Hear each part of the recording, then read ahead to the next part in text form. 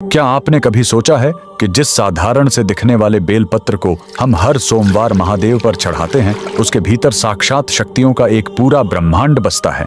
आखिर एक बेल के पत्तों में ऐसा क्या है कि उसे चढ़ाते ही महादेव का रौद्र रूप शांत हो जाता है? स्कंद पुराण में छिपा है वो रहस्य जो बताता है कि बेलपत्र कोई साधारण वनस्पति नहीं, बल्कि माता पार्वती के पसीने की बूंदों से जन्मा एक दिव्य कवच है। वीडियो के अंत तक बने रहना, क्योंकि आखिरी हिस्सा आपको बताएगा कि बेलपत्र के 3 पत्ते असल में किन 3 महाशक्तियों का प्रतीक हैं। इस अलौकिक गाथा का आरंभ होता है मंदराचल पर्वत से, जहां माता पार्वती कठिन तपस्या में लीन थीं। तप की अग्नि इतनी प्रचंड थी कि उनके मस्तक से पसीने की कुछ बूंदें धरती की कोख में जा गिरी। उन्हीं दिव्य बूंदों के अंश से एक अद्भुत वृक्ष उत्पन्न हुआ, जिसे स्वयं माता पार्वती ने बिल्व वृक्ष का नाम दिया। लेकिन रुकिए, इस वृक्ष की असल शक्ति इसके बाहरी रूप में नहीं, बल्कि इसके कण कण में बसे देवत्व में है। स्कंद पुराण के अनुसार बेल वृक्ष की जड़ों में स्वयं माता गिरिजा और राधा रानी का वास है। इसके तने में देवी महेश्वरी निवास करती हैं, तो इसकी शाखाओं में दक्षायणी की शक्ति बहती है। यहाँ तक कि इसके पत्तों में माता पार्वती और इसके फलों में साक्षात देवी कात्यायनी विराजती हैं। क्या आप जानते हैं, इसके नुकीले कांटों में भी करोड़ों शक्तियों का पहरा माना गया है। अब प्रश्न उठता है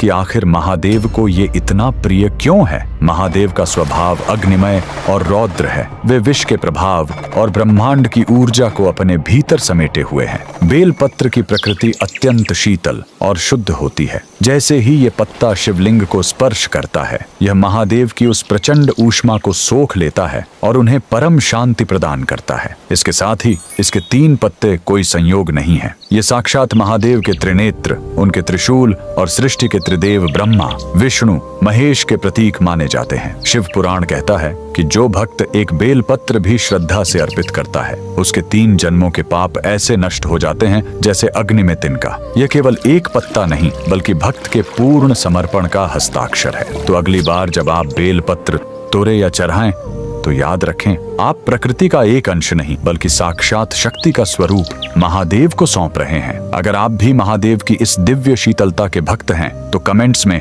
हर हर महादेव जरूर लिखें।